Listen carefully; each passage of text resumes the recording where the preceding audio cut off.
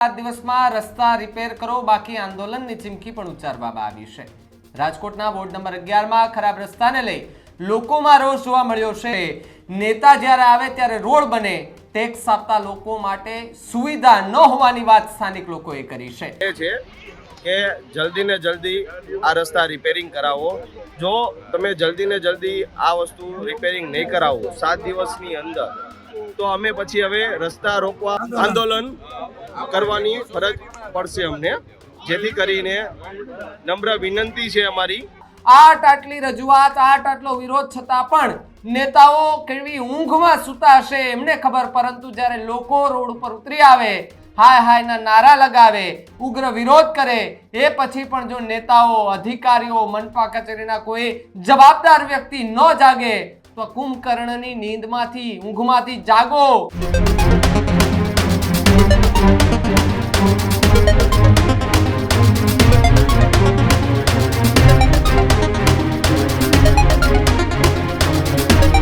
સમાચારમાં આગળ વાત કરીએ। રાજકોટથી મહત્વપૂર્ણ સમાચાર સામે આવી રહ્યા છે। રાજકોટમાં ખરાબ રસ્તાને લઈ લોકોએ ઉગ્ર વિરોધ નોંધાવ્યો છે। ખરાબ રોડ રસ્તાઓ છે તેને લઈને લોકોએ નારા લગાવ્યા છે। 7 દિવસમાં રસ્તા રિપેર કરો બાકી આંદોલનની ચીમકી પણ ઉચ્ચારવામાં આવી છે। રાજકોટના વોર્ડ નંબર 11 માં ખરાબ રસ્તાને લઈ લોકોમાં રોષ જોવા મળ્યો છે। વોર્ડ નંબર 11 માં સ્થાનિક લોકો રોડ રસ્તાના એ ખરાબ રસ્તાથી ત્રાહિમામ પોકારી ઉઠ્યા છે, પરેશાન જોવા મળ્યા છે। આસપાસમાં 5 થી 7 એપાર્ટમેન્ટના લોકો ભેગા થઈને વિરોધ નોંધાવ્યો છે। અનેક રજૂઆતો કરવા છતાં પણ કોઈ કામગીરી ન થતા લોકોએ આખરે વિરોધ નોંધાવ્યો છે। નેતા જ્યારે આવે ત્યારે રોડ બને, ટેક્સ આપતા લોકો માટે સુવિધા ન હોવાની વાત સ્થાનિક લોકોએ કરી છે। મનપાને અનેક વખત રજૂઆત કરી છતાં પણ કોઈ કાર્યવાહી ન કર્યોના આરોપ સ્થાનિકોએ લગાડ્યા છે। કોર્પોરેટરોને ફોન કર્યા છતાં પણ કોર્પોરેટરે ફોન ન ઉપાડતા લોકોમાં આક્રોશ જોવા મળ્યો। કોર્પોરેટર ક્યારેય પણ આ બાજુ ન આવ્યા હોવાની વિગત એ સ્થાનિક લોકો છે તેમના દ્વારા એ આક્ષેપ લગાડવામાં આવી રહ્યા છે। તો બીજી તરફ ભારે વરસાદને કારણે રાજકોટમાં ઠેર ઠેર પાણી ભરાયા હતા, જેના કારણે ખરાબ રસ્તા જોવા મળ્યા છે અને આ ખરાબ રસ્તાના કારણે લોકો ત્રાહિમામ પોકારી ઉઠ્યા છે અને હવે લોકોનો જે કહી શકાય કે વિશ્વાસ હતો કોર્પોરેટરો પ્રત્યે, મનપા પ્રત્યે, તે પ્રત્યેથી થોડો વિશ્વાસ ઓછો થતો જોવા મળ્યો છે ને એટલા માટે જ રોડ ઉપર ઉતરી આવ્યા છે। શું પ્રતિક્રિયાઓ રાજકોટથી સામે આવી રહી છે, આવો એ પણ જોઈએ। શું તકલીફ પડી રહી છે આજે ભેગા થયા કે શું? અમે બધા ભેગા એટલા માટે થયા છીએ કારણ કે અત્યારે તમે જોઈ શકો છો કે કેવા રસ્તા છે। રસ્તા એટલા ખરાબ છે કે અમારે 8 વાગે ઘરેથી નીકળવાનું હોય, એ છતાં અમારે છોકરાઓને મૂકવા માટે 9 વાગે નીકળવું પડે છે કે સ્કૂલે ટાઈમે પહોંચી શકે। પ્લસ અમારા છોકરાઓ, અમારા ઘરવાળાઓ બધાય ઘણા બધા અહીંયા પડે છે, એ પછી બીજા બધા અહીંથી જે પ્રવાસીઓ છે એ પણ પડે છે। અને કહેવાનો મતલબ પ્રશાસનને એ છે કે જલ્દી ને જલ્દી આ રસ્તા રિપેરિંગ કરાવો। જો તમે જલ્દી ને જલ્દી આ વસ્તુ રિપેરિંગ નહીં કરાવો 7 દિવસની અંદર, તો અમે પછી હવે રસ્તા રોકવા આંદોલન કરવાની ફરજ પડશે અમને, જેથી કરીને નમ્ર વિનંતી છે અમારી કે તમે જલ્દી ને જલ્દી રસ્તા રિપેરિંગ કરાવો અને રિપેરિંગ એવી રીતના કરાવજો કે જેથી કરીને પાછું અમારે તમને કહેવું ના પડે।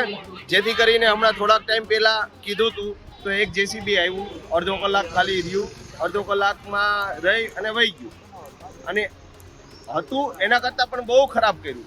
સામે તમે જોઈ શકો છો કીચડ એકદમ કરી નાખ્યું છે, જ્યાં બાઇક જાય તો સીધું સ્લીપ જ ખાય। એટલે જેથી કરીને પ્રશાસનને એવી નિવેદન છે કે તમે જલ્દી ને જલ્દી રસ્તા રિપેરિંગ કરાવો। તો જે પ્રકારે લોકોમાં આક્રોશ જોવા મળ્યો, ખાસ કરીને રાજકોટના એ કોર્પોરેટરો અને રાજકોટના એ લોકો અને રાજકોટના એ નેતા પર સવાલો ઊભા થયા છે ને સવાલો ઊભા કરનાર કોઈ નહીં પરંતુ ત્યાંના સ્થાનિક લોકો કે જે મતદારો છે પોતાના એ પ્રતિનિધિને મત આપ્યા હતા। આજે પ્રતિનિધિ, જનપ્રતિનિધિ કહેવાતા નેતા પણ આજે લોકોની બહાર નથી આવતા। આટલી રજૂઆત, આટલો વિરોધ છતાં પણ નેતાઓ કેવી ઊંઘમાં સૂતા હશે એમને ખબર, પરંતુ જ્યારે લોકો રોડ ઉપર ઉતરી આવે, હાય હાયના નારા લગાવે, ઉગ્ર વિરોધ કરે, એ પછી પણ જો નેતાઓ, અધિકારીઓ, મનપા કચેરીના કોઈ જવાબદાર વ્યક્તિ ન જાગે તો કુંભકર્ણની નીંદમાંથી, ઊંઘમાંથી જાગો, કારણ કે લોકોના કામ કરવા પણ જરૂરી છે.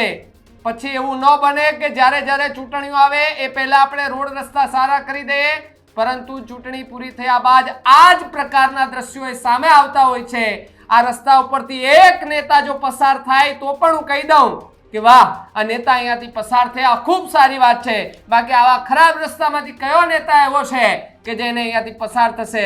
સાહેબ, આ લોકોને ત્યાં રહેવું છે, ખરાબ રસ્તામાંથી રોજ ચાલવું છે, કે કાદવ કીચડમાંથી રોજ એને ગંધારા થઈને ઘરે જવું પડે છે, છતાં પણ કોઈને કાંઈ નથી પડી.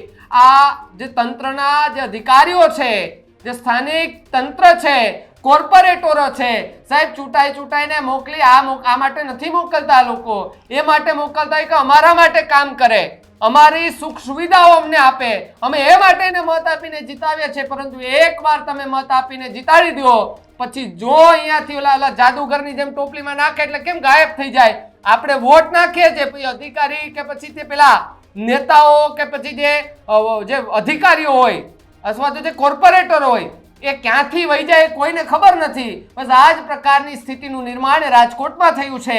રાજકોટમાં એ વોર્ડ નંબર, જે અલગ અલગ કેટલા એવા વોર્ડ આવેલા છે જ્યાં આ પ્રકારની સ્થિતિનું નિર્માણ થયું છે ને લોકો હવે વિરોધ ઉપર ઉતરી ગયા છે.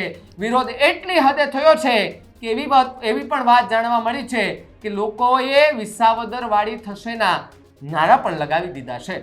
હવે તંત્રએ જોવાનું છે અને નેતાઓએ જોવાનું છે કે વિસાવદરવાળી થાય એ પહેલા આપણે કામ પૂરા કરી દઈએ.